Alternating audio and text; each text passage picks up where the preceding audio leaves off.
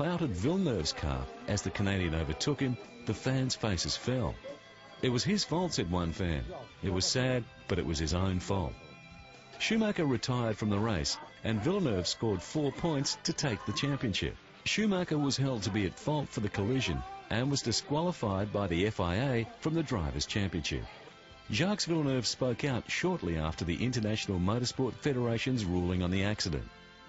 He made light of the decision to strip Schumacher of his second place in the '97 Formula One Championship. Villeneuve expected Schumacher would have received more severe sanctions for trying to force him off the track at Jerez.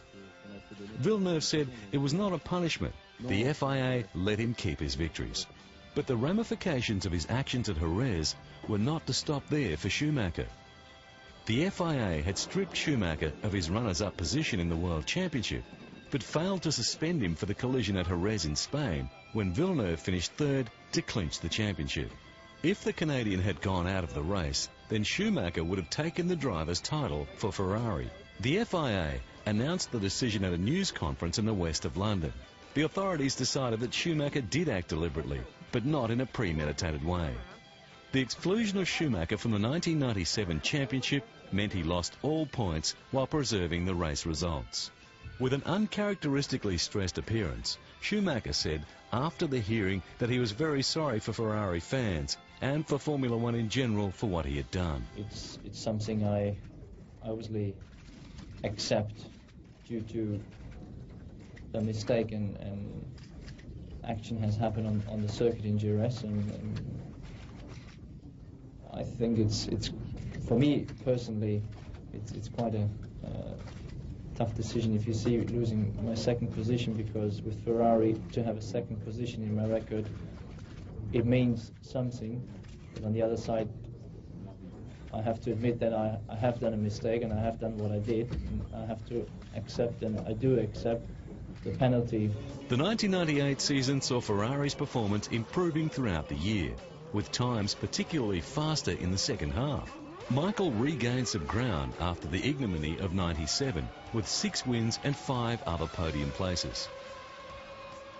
In '99, Schumacher's skill helped Ferrari win the Constructors' title, but he lost his chance to win the Drivers' Championship at the British Grand Prix, the 8th meeting of the year, when disaster struck. Schumacher was flown to hospital with a broken right leg after suffering the biggest crash of his Formula One career at the Silverstone race. He had careered into a triple tyre wall at about 200 kilometres per hour after the race had already been red flagged to stop because driver Jacques Villeneuve had been left standing on the grid. He suffered a double clean break of the lower right leg and bruising to his chest. Chief Executive of the hospital, David Wilson, had the facts. Michael Schumacher was admitted to Northampton General Hospital this afternoon. He was assessed by the surgical team and found to have sustained a straightforward fracture of the right tibia and fibula. Schumacher was second in the championship running at the time, behind Finnish world champion Mika Hakkinen, who had to retire at Silverstone with car trouble. Ferrari director Jan Todt added that Ferrari has still to investigate the cause of the accident and admitted the car might have had rear brake failure. We don't know precisely yet what had happened. Probably he had a brake problem, but we have to investigate, and of course as soon as we will have further information we will be able to let you know. Todd made the point that if it was not for the improved safety after the fatal crash with Brazilian Ayrton Senna at Imola in 1994, the consequences could have been much more serious. Schumacher has had a few big crashes in his career, the previous most serious being at Suzuka in free practice in 1993, the season before he won the title. In that incident, the German's car flew off the track at high speed, but he escaped serious injury. Back at the Northampton General Hospital, arrangements were made for an ambulance plane to take the injured driver to the Geneva airport. At the time, Schumacher had a home in the town of Vuffens-le-Château, Switzerland, and it was there that he was expected to start his recovery treatment at a local Swiss clinic. Motorsport's governing body, the FIA, announced that further safety measures may be implemented in Formula One as a result of Michael Schumacher's dramatic crash at the British Grand Prix. The FIA also revealed that the German Ferrari driver hit the triple tyre barrier at Silverstone at 107 kilometres per hour. much slower than previous estimates suggested. It defended the gravel traps at the British circuit after leading drivers had criticised their effectiveness in slowing the Ferrari.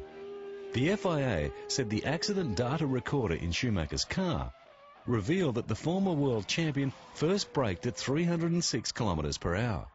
At 240 kilometres per hour, the front wheels locked. By the time he had left the tarmac, the deceleration had fallen to 1.3 G, equal to 35.3 kilometres per second. The average deceleration in the gravel trap was 1.1 G. The speed of impact at the tyre barrier was 107 kilometres per hour.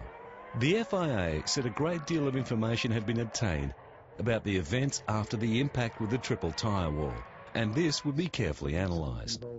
FIA President Max Mosley said that despite huge leaps in car safety since Brazilian Ayrton Senna died at the 1994 San Marino Grand Prix at Imola, Schumacher's head still hit the steering wheel of his car in the impact.